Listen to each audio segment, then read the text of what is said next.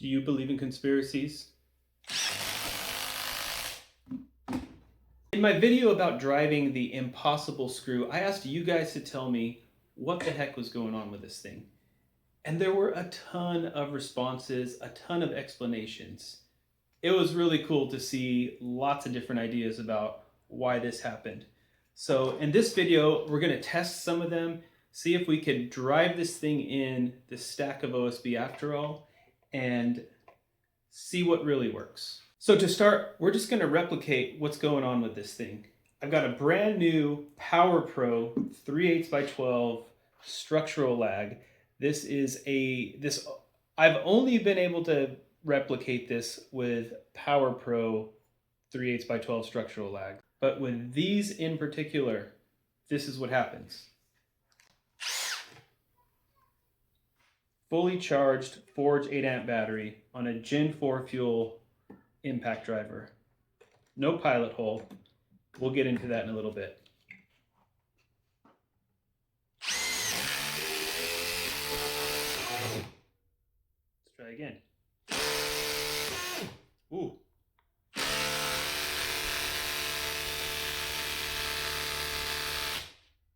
Okay. Once again, you could see it gets, I don't know, a little more than halfway in and no further progress. So as you can see, the head is not stripped. These things are super tough. It's going right in there. Stack of OSB. Nothing tricky going on here. Why is this happening? Why does it only happen with Power Pros? You guys' responses were amazing. I actually took some notes because I wanted to get to most of them. A lot of you guys had the same ideas. There was maybe 4 or 5 different ideas of why this was going on. But first, the conspiracies. Just about every YouTube video that's controversial will have some kind of conspiracy to explain what's going on. So I thought a couple of these are funny. These are kind of tongue-in-cheek. But one commenter said that there was a metal plate that I put in this stack so that the structural lag would hit it and obviously stop. Turns out, I mean, that's not the case. I'm not going to waste your guys' time. I don't know what the point of that would be anyway. But this commenter had done that in the past with a test with nails. There was like a man versus a woman, and it was kind of a joke. So he thought maybe that's what's going on here. But that's not the case. Now, the conspiracy I liked the most was that I was driving this in. This is a T40 head here. And then when I zoomed in to show you that it was actually not stripped, I switched out to a, let's say, just a smaller, what is this, a T25 bit. So when I was trying to drive it, it did this number. So if you watch the video again, that's not the case, but I just thought that one was really funny. Again, this is all like tongue-in-cheek because you guys are supporting this channel by commenting, so I wanted to get through those because some of them are pretty funny. The fact that some people think I have conspiracies on this channel is actually a compliment because this channel is so small that people, take it seriously, I guess. So thank you guys for that. Keep commenting. Now, one of the real explanations for this, or real solutions for this, and it's not so much, as one commenter said, you're not going to be really doing this in the real world, which is why this is a test channel and this is a test. But the reason that this thing's getting stuck is it needs a pilot hole. So I figured we'd do kind of a more extreme pilot hole test. As you guys saw, this today did not have a pilot hole. So what's the reason for a pilot hole? I think everybody knows that it's to remove some material so that you don't split your timber, although this isn't timber, and you're able to drive in usually a bigger screw than you could otherwise because you have a pilot hole. So lots of good reasons to use a pilot hole. So I wanted to see, what if we use a much thicker shaft on a big old lag screw, no pilot hole? This should we should not be able to drill this in. So as you can see, that's exactly why you use a pilot hole. Well, it's one of the reasons you use a pilot hole with a traditional lag screw. Because if you're going into something hard, it's probably going to snap off. It's not that it stopped making progress, it's just the torque overcomes the strength of the screw. But what if we had a screw that hopefully won't break? It's a 12-inch, I think this is a 1/2-inch lag screw. Yeah, 3/4 inch drive. So 12 inches long, just like this guy. Let's see how far we could get with this and see. I don't think it will, because obviously this is much, much smaller and has a self-drilling tip. But let's find out. So right next to this, no pilot hole. See what happens.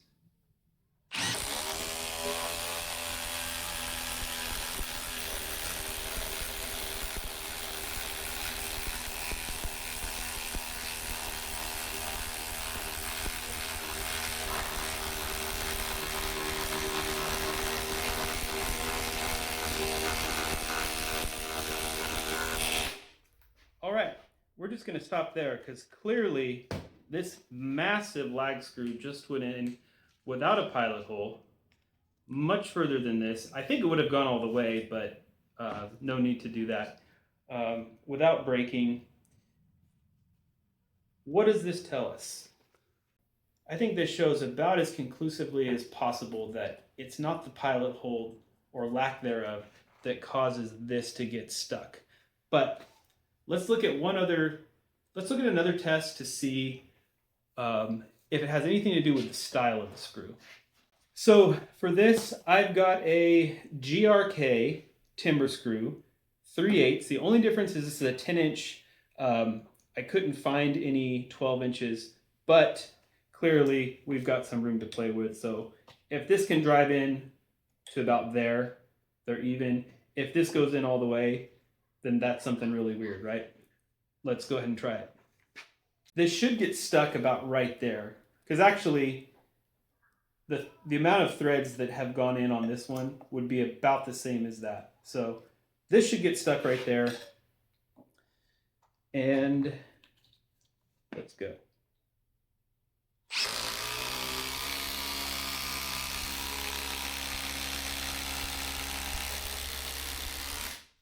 So why did that go in so easily? Why did this go in so easily? But this thing, okay, full pressure, no pressure.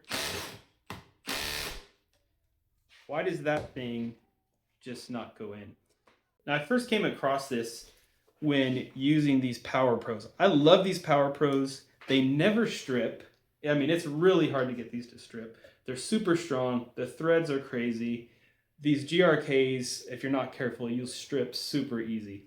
So I started buying these almost exclusively, and I noticed they just seemed a lot harder to drive in, even the same size and same length.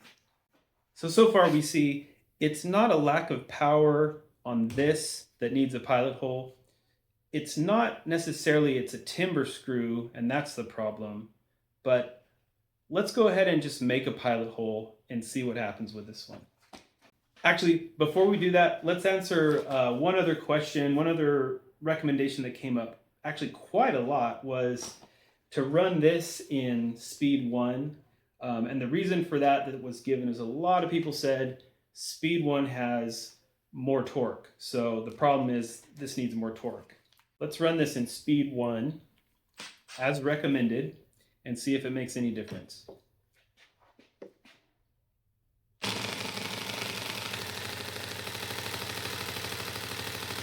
Okay, just for the heck of it, let's try it in speed 2. All right, so guys, impact drivers and impact wrenches are sort of the opposite of drill drivers when it comes to speeds.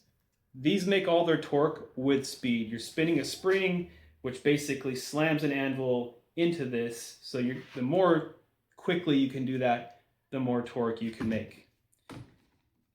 With a drill driver, of course, it's based on gears. So First gear, you're going to get the most torque, just like in a car. Second gear, a little bit less torque, more speed. Third gear, maximum speed, least amount of torque. So that is absolutely the opposite for impact drivers. So as you can see, speed 1 is very low torque.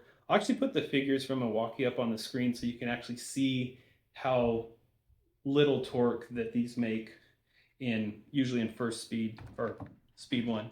So speed 1 is not the answer with an impact driver. Drill driver, you need more torque. Speed 1 all the way. So even though these actually say on the tag, no pilot hole, not that you can't, but just it's not necessary. Let's go ahead and make a pilot hole, see if this does better with a pilot hole. So PowerPro recommends an 11/64 pilot hole for these 3/8 by 12s. I don't have a 12-inch, I don't have an 11/64 drill bit longer than about 4 inches. So we're going to use, it's actually going to be a little bit bigger than the pilot hole that's recommended by PowerPro. 1/4 inch, different timber screw. So we'll use this. If anything, it's overkill as far as pilot holes go. It's bigger than you would want to, but it should make it easier for this to go in. So let's try that. Right there.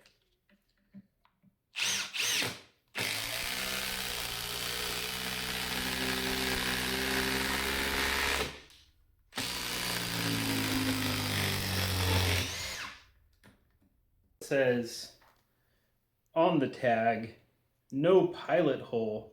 And we'll talk about that a little bit more later. Let's see what happens. You're out in the field, you got to get this in. You need a pilot hole, you need a pilot hole. Okay. The moment of truth. Yeah, speed 3. Again, we dropped a bar, but this is a beast of a battery. Here we go.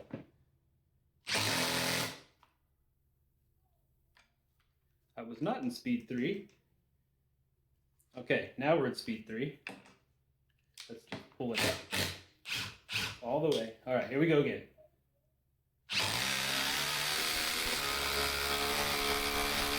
Ooh. This thing is flexing like crazy. Golly. And there we go. So it did just make it in. So the question is, why did the GRK, which is almost an identical screw, go in easy, no pilot hole? This went in easy. That was going in easy till it snapped. But the PowerPros give so much trouble. Let's take both of these out because I think I have the answer.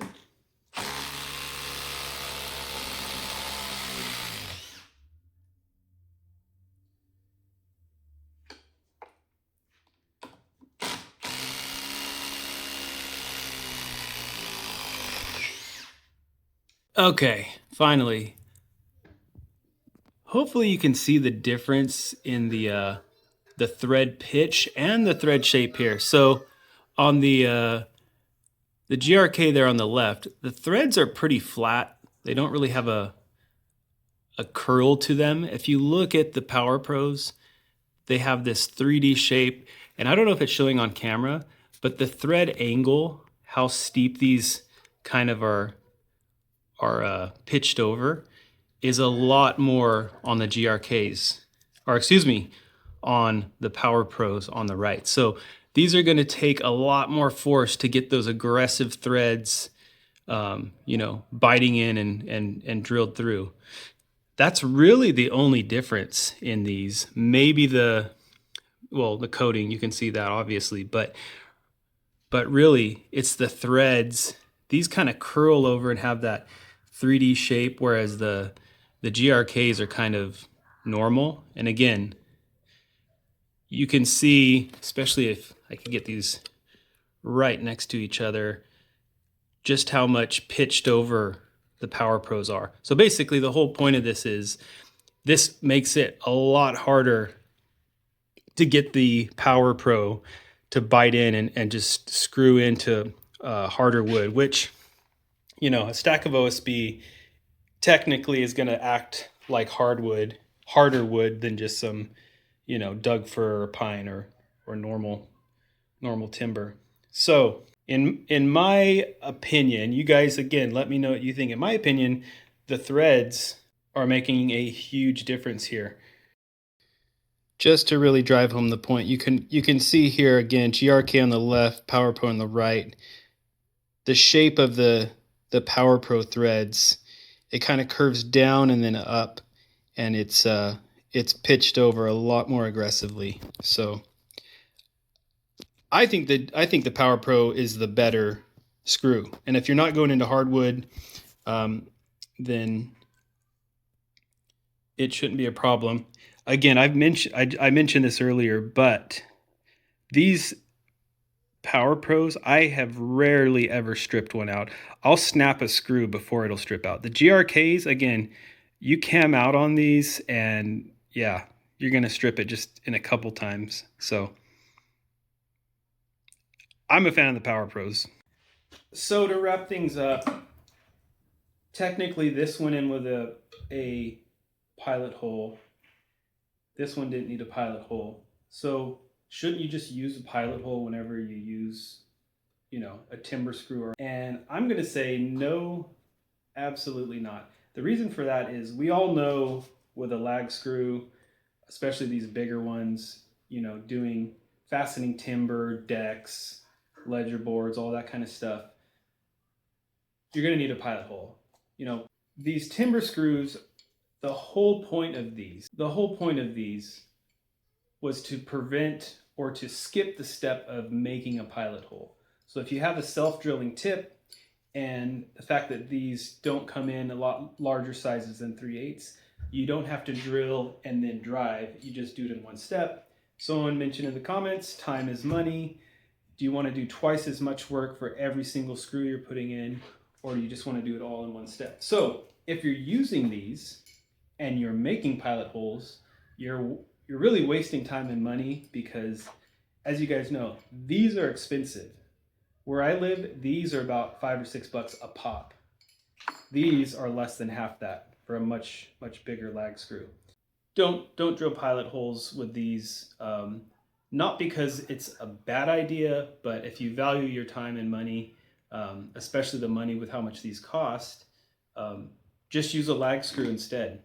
If you're in hardwood or you got some wacky OSB thing like this that you're doing, yeah, drill a pilot hole, but then just use a, you know, lag screw. And that's kind of how this whole thing started. Was these are supposed to be self-drilling, pilot hole-less. Why isn't this going in? And then that led to, okay, every other timber screw I've used, Spax, GRK, Ledger Lock, all of those, I've never had this issue. It's only with the Power Pros. I think it was cool to test out some of the ideas here to see what's going on. I guess I should also mention, if I missed anything, let me know. I thought this was really interesting, and to get kind of a crowdsourced idea or pool of ideas for what's going on here. People are asking if I'm sponsored. I would love to be sponsored by Power Pros because these are expensive and I go through them doing wacky tests like this all the time. So who knows, maybe one day. See you guys on the next one.